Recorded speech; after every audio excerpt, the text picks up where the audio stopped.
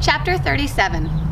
Many in the neighborhood didn't approve of an unmarried Irish woman raising an abandoned Italian baby. People talked as they will, and they tisk-tisked as they must. Some people were even angry. They said hurtful things. They told Maeve that Amadora didn't belong. They told Maeve that she and the baby should leave. Maeve merely smiled, held Amadora close, and waited and hoped. On dark nights, when hope was scarce, she would sing an old Irish tune mixed with a newer Italian song that she had learned from a neighbor. The melody was sweet, the words were silly, the effect was always the same, a smile from little Alma. Sure enough, the longer Maeve waited, the kinder people grew. And before long, Alma, as she came to be called, was as much a part of our messy garden as all the rest of us. When Alma was old enough to feed Squibbles and his family, she did. When she was strong enough to climb me, she did. And when she was ready to make witches of her own, she did. Alma grew up steady and honest and kind, like her mother, and had babies of her own, and then grandchildren and great-grandchildren. Eventually, Alma and her husband bought the little brown house and the one right next to it and painted them blue and green. Years later, they purchased a house across the street and began to rent the blue and green houses to other families. The family grew and prospered and argued and failed and loved and laughed. Always and forever, the laughter kept them going. And when Alma's little grandson had a little girl of his own, he chose a fine Italian name for her with a fine Irish middle name, Francesca Maeve. Chapter 38.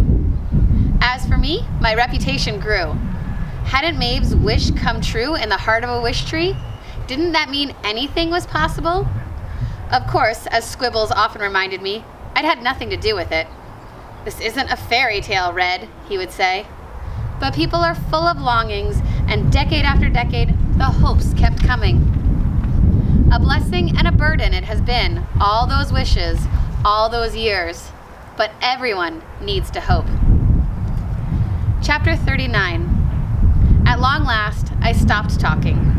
Once the words had spilled out, it was like trying to stop the wind. In the silence that followed, I felt as if the whole world was holding its breath. I'd broken the rule. Stephen and Samar still stared open-mouthed at me. They looked as rooted to the ground as I was. Neither had uttered a sound while I told my story. The front door to Stephen's house opened. "Stephen?" called his father. "What the heck are you doing, young man?" Stephen leapt to his feet. Here I come, Dad. Night, Samar." "Night, Stephen," she said. Stephen dashed toward the porch, but stopped halfway. He spun around to look at me. "Thanks?" he said in a quizzical voice, using the same tone he might have used if Bongo had just made him pancakes. The door slammed behind him. Samar stood, holding her blanket to her chest. "I know I must be dreaming," she said. She headed to her own porch and eased open the door. "I just wish," she added with a smile, "that I didn't have to wake up." Chapter 40. Almost instantly, I regretted what I'd done. I'd broken the rule, the biggie. I'd deliberately spoken to people. And not just a few words, I'd spoken a river of words. I wasn't like that frog in the mailbox. I hadn't broken the rule accidentally. I'd broken the rule because I wanted something. I wanted to matter. I wanted to do something meaningful before I died. I'd done it for myself. After the shocked babies and their equally shocked parents were safely ensconced in their dens, I admitted my feelings to Bongo. I waited for her to yell at me. Bongo is good at yelling. Extremely good. You might even say she has a gift. "Why did I do it, Bongo?" I murmured. "Why?"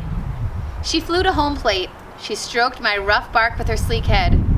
"You did it, my wise old tree, because you had a story to tell." "It was foolish," I said. "I'm not supposed to be foolish." "Not so foolish," Bongo said, "just hopeful. And everyone needs hope, Red, even wise old trees." Chapter 41. Morning emerged slowly, heavy with clouds. A light rain had fallen just before dawn, soothing my leaves, if not my mood. Oddly, the ground felt saturated. Spring was always muddy, of course, but this was unusual. It would make for a messy wishing day tomorrow. An early rising old gentleman with a bamboo cane approached. He paused to attach a small piece of blue paper to my lowest branch using a bit of twine. He didn't say his wish aloud, so I couldn't tell what it was, but he had a satisfied smile as he stepped carefully through the soggy grass. No doubt I'd be seeing more wishes today. Many people came early to grab an easy-to-reach spot. This would probably be my last wishing day. How could it be that my first one, that long ago day with Maeve, still seemed as fresh in my heart as my conversation with Stephen and Samar from the previous night? A car slowed to a crawl near the curb. I saw an arm, a blur, and then splat! Something hit my trunk. Splat, splat! 2 more times, and the car roared off with a screech of tires. Bongo was the first to report the damage. "Raw eggs," she said. "I'm assuming that didn't hurt?" "Didn't feel a thing," I said. Fresh baked bread, hairy spiders, and Big U ventured out to inspect the situation. Big U slipped under the police tape and licked one of the yolks sliding down my trunk. "Mmm," she murmured, "raw, just the way I like 'em." "Hey, Big, share the wealth," Hairy Spiders snapped as she and Fresh joined her. Agnes watched from her perch. "I'd much prefer a squirming mouse pup," she said. "It's all yours, ladies." "What a nice surprise," Big U said between slurps. "This is not nice," Bongo said. "This is people at their worst." "Still," said Hairy Spiders, licking her paws, "it'd be a shame to let perfectly good egg goo go to waste. One creature's nastiness is another creature's nibble." Big U gave a satisfied burp, and the animals scampered back to their homes. The door to Stephen's house opened. He walked over to me, saw the eggshells scattered like puzzle pieces, and scowled. Samar was next, a backpack slung over her shoulder and books clutched to her chest. She leapt over a muddy puddle and joined Stephen. "Jerks," he muttered, gesturing towards the egg remains. "Sorry, Samar," but Samar held up her hand.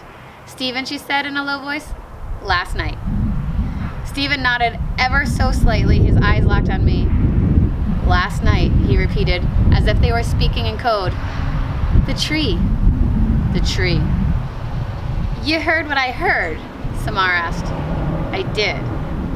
Samar looked right at Stephen. "You heard the tree." "I heard the tree." Samar gave a little nod. "So it was maybe a trick? Somebody playing a joke on us?" "Or maybe we were both sleepwalking at the same moment?" Stephen suggested. He nodded as if trying to convince himself. "Yeah, sleepwalking." "Have you ever sleepwalked before?" "No, but there's a first time for everything." They stood there looking at me expectantly, willing me to speak. At least that's how I felt. I stayed silent. I'd said my piece, and I regretted it. "Stephen," Samar said softly, "whatever happens, we can't tell a soul about this. Deal?" "Deal. Ever. Ever." Samar sighed. "People would say we were crazy." "And they'd probably be right," said Stephen. Samar jutted her chin at me. "Tree, do you have anything to add?" I didn't say a word. Samar and Stephen shared a smile. "Figured it was worth a shot," she said. They headed off to school together. Stephen's father came out onto the porch. He was holding a cup of coffee. He caught sight of Stephen and Samar and frowned. A moment later, Samar's mother stepped out of the blue house, her keys jingling, a briefcase over her shoulder. She followed her neighbor's gaze. Both parents watched in silence until Stephen and Samar, walking side by side, disappeared from view.